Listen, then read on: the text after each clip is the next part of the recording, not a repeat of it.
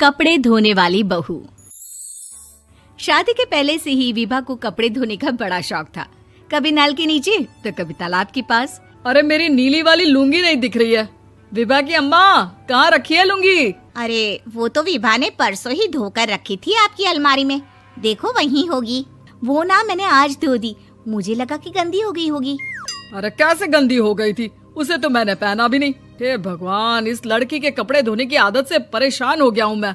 जितना तो घर में राशन नहीं आता, उससे कहीं ज्यादा डिटर्जेंट पाउडर का खर्चा है।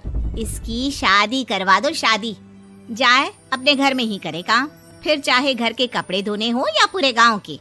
हाँ ठीक बोल रही हूँ, देखता हूँ मैं कोई लड़का। वो दिन भी आ जाता है जब विभा को देखने लड़के वाले आ जाते हैं। लड़की मुझे अच्छी लगी।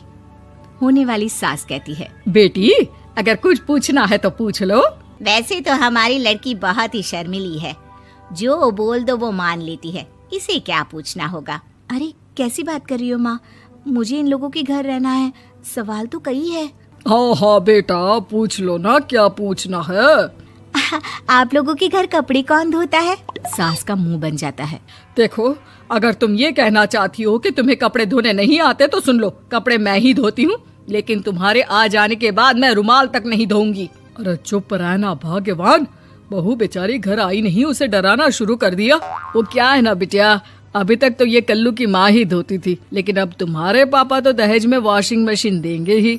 तभी विभा की माँ बोल पड़ती है, सवाल भी पूछा तो क्या। वैसे भाई साहब, मशीन की तो फिर भी कपड़े धोने की कैपेसिटी होती है। मतलब जो बिटिया दे रहे हैं ना विभा, इसे कपड़े धोने का बहुत शौक है। ये आप लोगों के क्या, आस पड़ोस गांव मोहल्ले सबके कपड़े धो दे और उफ तक ना करे। बाहर देखा नहीं आपने कितने कपड़े सूख रहे हैं? सब हमारी बिटिया ने ही तो धोए हैं। बस भी करो ना माँ, शर्म आ रही इतनी तारीफ सुनकर।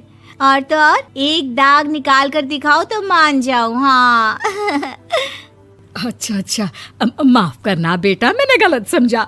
हमें तो रिश्ता बहुत पसंद है। और ऐसे जुड़ जाता है रिश्ता कपड़े धोने का शौक रखने वाली विभा का। उसकी शादी हो जाती है कोयला फैक्ट्री में काम करने वाले कल्लू के साथ। शादी के बाद अचानक विभा चिल्लाती हुई सास के पास आती है। सासू माँ, अरे सासू माँ कहाँ है आप?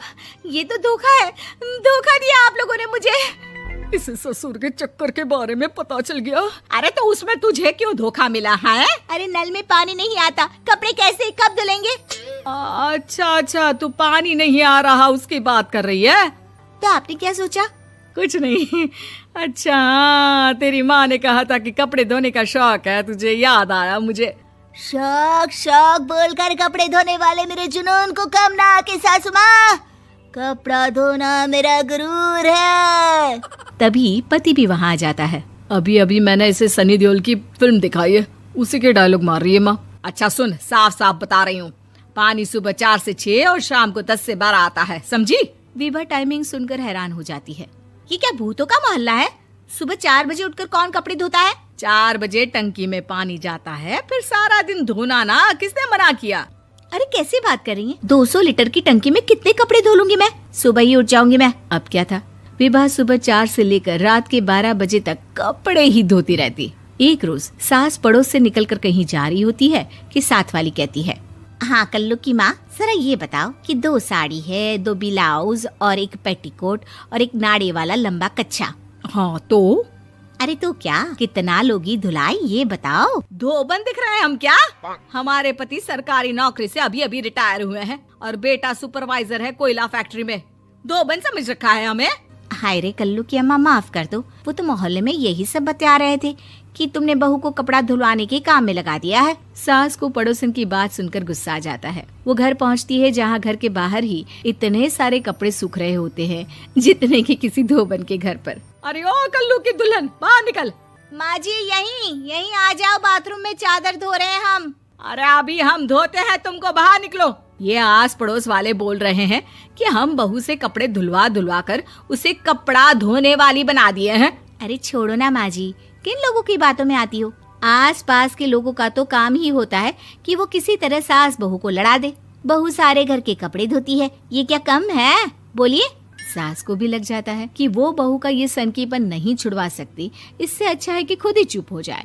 एक रोज सास और बहू मंदिर जाते हैं, जहाँ सास की साड़ी वहाँ खड़ी भीख मांगने वाली से मिलती है। माँ जी क्या बात है, आपकी साड़ी उस भिखारन से कितनी मिल रही है ना? हाँ हाँ देखो तो, दोनों की साड़ी मिल रही है। क्या बात है कल्लू की अम्मा, तुम खुद को तो अफसर की बीवी बताती हो और ऐसी सिंपल सी प्लेन साड़ी पहनकर घूमती हो। सिंपल और प्लेन नहीं है ये साड़ी। तो क्या सोने के धागे से फूल बने हैं? कुछ भी सासू माँ, कुछ भी। हाँ बने थे इस साड़ी में सोने के धागे से फूल। मेरे पति लेकर आए थे मद्रास से स्पेशली मेरे लिए 10,000 की। ताहे भाई साहब इस भिखारन के लिए भी सेम टू सेम साड़ी लेकर आए होंगे 10,000 की।